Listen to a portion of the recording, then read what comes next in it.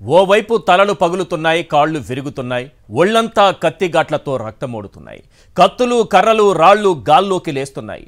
ఎప్పుడు ఏ ఇంట్లోకి ఎవరు చొరబడతారు, ఎవరిపై దాడి చేస్తారు, ఏ ప్రాణం ఎప్పుడు గాల్లో కలిసిపోతుందో తెలియని భయానక పరిస్థితి. 4వ తేదీ ఇటు కౌంటింగ్ పూర్తయింది, అటు అటాకింగ్ మొదలైంది. వ్యవస్థలు ఉన్న ఈ దాడుల్ని కంట్రోల్ చేయలేని స్థితిలోకి వెళ్లిపోయాయి. ఈ నిస్సహాయ స్థితిలో రవీంద్రుని గీతాంజలి కొన్ని అక్షరాలను మార్చుకుంది. ఏపీలో ఎల్లో కాండను కవిత రూపంలో కళ్లకు కట్టింది.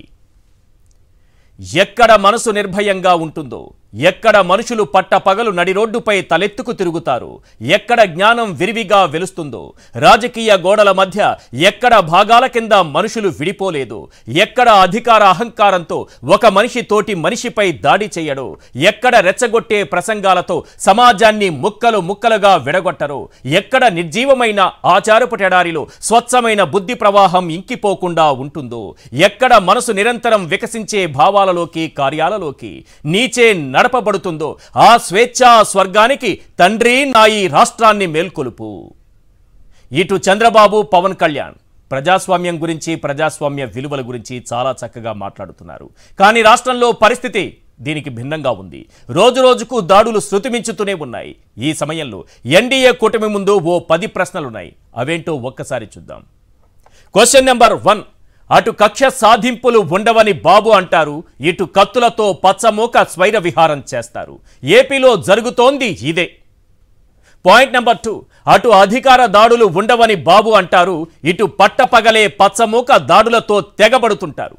ఏపీలో జరుగుతోంది ఇదే. పాయింట్ నెంబర్ 3, అటు విధ్వంస రాజకీయాలకు చోటు లేదని బాబు అంటారు, ఇటు ప్రభుత్వ ఆస్తులను పచ్చమూక ధ్వంసం చేస్తుంటారు.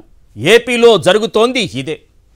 పాయింట్ నెంబర్ 4, అటు ప్రజాపాలనే తన లక్ష్యమని బాబు అంటారు, ఇటు బడుగు బలహీన వర్గాలనే పచ్చమూక లక్ష్యంగా చేసుకుంటారు.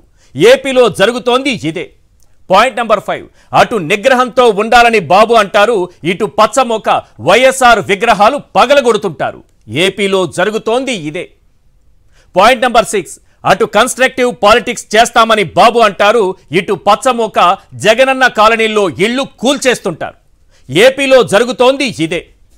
పాయింట్ నెంబర్ 7, అటు పగలు ప్రతీకారాలు ఉండవని పవన్ అంటారు, ఇటు రాత్రి పగలు తేడా లేకుండా దాడులు చేస్తుంటారు. ఏపీలో జరుగుతోంది ఇదే.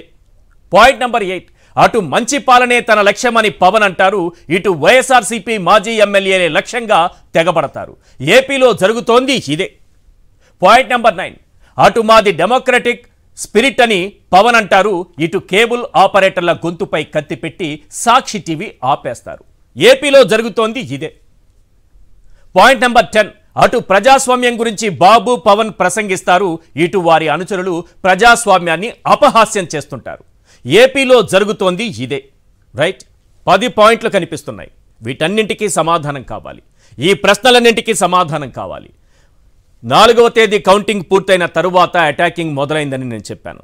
చంద్రబాబు నాయుడు గారికి, పవన్ కళ్యాణ్ గారికి రోజు నేను విజ్ఞప్తి చేస్తూనే ఉన్నాను. అయ్యా, మీరు ప్రెస్ ముందుకు రండి, లేదా మీ వాళ్లకు పిలుపునివ్వండి, ఏదో ఒక మాధ్యమం ద్వారా చెప్పండి. ఈ దాడులు ఆపమని మీరు పిలుపునిస్తే వెంటనే ఆగిపోతాయి. తలలు పగిలిపోతున్నాయి, కాళ్ళు విరిగిపోతున్నాయి, రాళ్లు లేస్తున్నాయి, కత్తులు లేస్తున్నాయి, కర్రలు పైకి లేస్తున్నాయి, ఇళ్లలోకి చొరబడుతున్నారు. బట్టలు లేకుండా అర్ధనగ్నంగా కూర్చోబెట్టి కాళ్ళు పట్టించుకుంటున్నారు, కొట్టి కొట్టి కొట్టి. ఇన్ని దారుణాలు జరుగుతున్నాయి. మీరు దయచేసి స్పందించండి అన్నాను.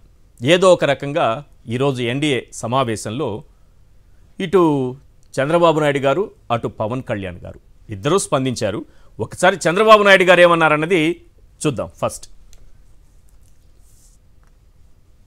మనలో ఏ కోశాన కూడా అహంకారం ఉండకూడదు, అరాచకం అనేది ఎక్కడా కనిపించకూడదు.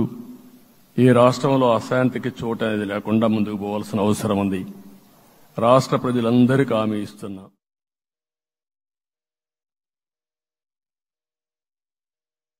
మనలో ఏ కోశాన కూడా అహంకారం ఉండకూడదు, అరాచకం అనేది ఎక్కడా కనిపించకూడదు. ఈ రాష్ట్రంలో అశాంతికి చోటు అనేది లేకుండా ముందుకు పోవాల్సిన అవసరం ఉంది. రాష్ట్ర ప్రజలందరికీ హామీ ఇస్తున్నా. రైట్, రేపు ప్రమాణ స్వీకారం చేయబోతున్నారు చంద్రబాబు నాయుడు గారు ముఖ్యమంత్రిగా. ఈ సందర్భంలో వారు ప్రసంగించినటువంటి విధానం. అరాచకం అనేది కనిపించకూడదు, అశాంతికి చోటు లేకుండా ఈ రాష్ట్రాన్ని ముందుకు తీసుకెళ్లాల్సినటువంటి పరిస్థితి ఉందని చెప్పారు. ఒకసారి పవన్ కళ్యాణ్ గారు ఏమన్నారనేది కూడా స్క్రీన్ పైన చూద్దాం.